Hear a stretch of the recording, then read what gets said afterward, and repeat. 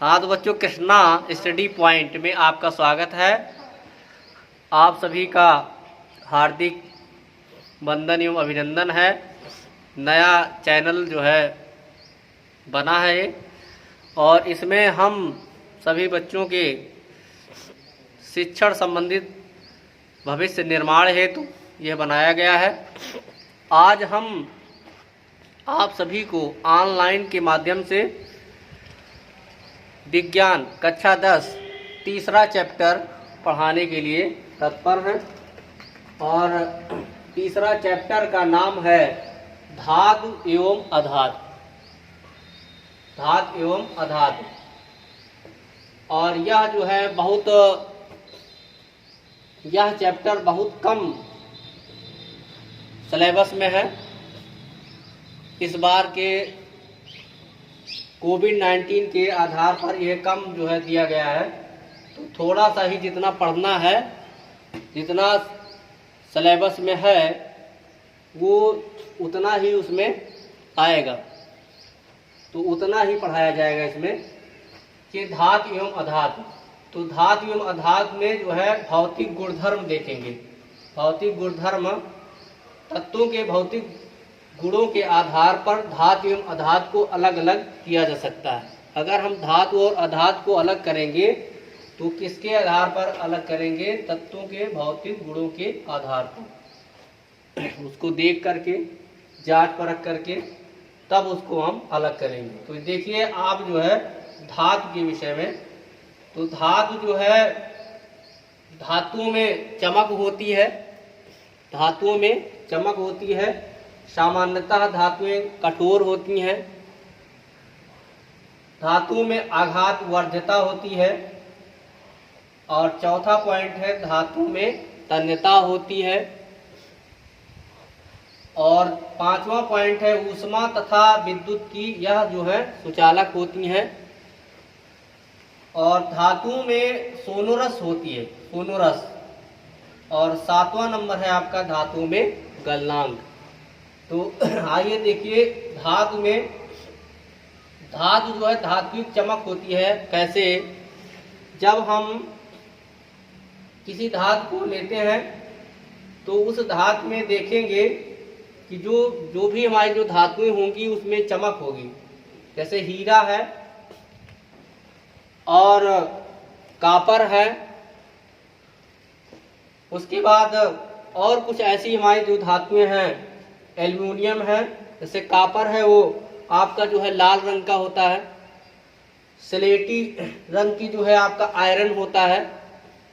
इस तरह से एल्युमिनियम तथा मैग्नीशियम, एक ऐसी जो धातु है एल्युमिनियम, एल्युमिनियम और Mg, ये जो हमारी जो धातुएं हैं, ये धातुएं सफेद रंग की होती हैं। सफेद रंग की होती हैं। कॉपर लाल रंग का होता है। कॉपर जो है लाल रंग का होता है। इस तरह से धातुओं को अगर हम देखें तो धातुएं जो है धातुओं में चमक होती है।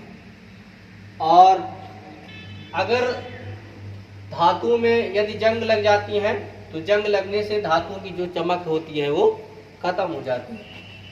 दूसरा पॉइंट है आपका सामान्यतः कठोर होती हैं। तो कठोर में देखा जाए कि जो धातुएं आपको ये मिलेंगी सामान्यतः जो है वो कठोर होंगी। पूर्णतः सभी धातुएं कठोर नहीं होती हैं, सामान्यतः कठोर होती हैं। कुछ धातुएं जो है आपकी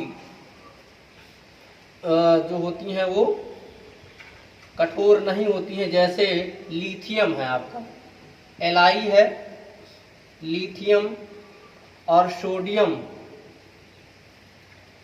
सोडियम है। और एक और धातु है Hg, जो सोडियम जो धातुएं हैं। और एक पोटेशियम है आपकी जो धातु है। ये धातुएं आपकी क्या होती हैं? कठोर नहीं होती हैं। उसके बाद है तीसरा पॉइंट है आपका आघातवर्ध। तो धातुएं आघातवर्ध होती हैं। आघातवर्धता का मतलब ये होता है कि यदि धातुओं को पीटा जाए और पीट करके उनको चादर के रूप में फैलाया जाए, तो पीटने से जब चादर के रूप में परिवर्तित हो जाती हैं, तो पतले चादर के रूप में परिवर्तित हो जाती हैं, तो इस क्रिया को जो है आघात वर्धता कहते हैं। तो आघात वर्ध होती है। आघात का मतलब होता है कि उसको पीटा जाए, वर्ध का मतलब होता है बढ़ती है। तो आघात वर्धता का मतलब होता है कि धातुओं को अगर ये पीटा जाए तो आघात वर्ध होती है। चौथा नंबर है आपका तन्यता। तो तन्यता धातुओं की एक क्वालिटी है, ये भी एक विशिष्ट गुण है तन्यता का। तो धातुएं क्या होती हैं? धातुओं में तन्यता होती है। तो तन्यता में अगर हम देखें तो यदि धातुओं को पतले रूप में फैलाया जाए तार के रूप में, तो धातुओं में तन्यता होती हैं, वो तनती हैं, दूर तक जो है तार के रूप में उनको ले जाया जा सकता है। जैसे 1 ग्राम सोने को अगर तन्य किया जाए, तार के रूप में ले जाया जाए, तो वो जो है 3 किलोमीटर तक उसे ले जाया जा सकता है। वहीं पर अगला पॉइंट है आपका, इस तरह से ये हो गया आपका तन्यता। तो धातुओं में तन्यता होती है। और 5वां नंबर है ऊष्मा तथा विद्युत की सुचालक होती हैं। तो धातुएं आप होती हैं विद्युत की सुचालक और ऊष्मा की भी जो है सुचालक होती हैं। तो इसका मतलब ये जैसे पीबी और मरकरी को छोड़ करके जो लगभग जो धातुएं होती हैं वो क्या होती हैं? ऊष्मा तथा विद्युत की सुचालक होती हैं। सुचालक और कुचालक सभी बच्चे जानते हैं। सुचालक का मतलब ये होता है जिसमें विद्युत प्रवाहित हो सके, और ऊष्मा भी उसमें जो है, ऊष्मा की भी सुचालक होती है, ऊष्मा आसानी से उसमें जाती है। और छठा नंबर है सोनोरस। छठा नंबर है आपका सोनोरस।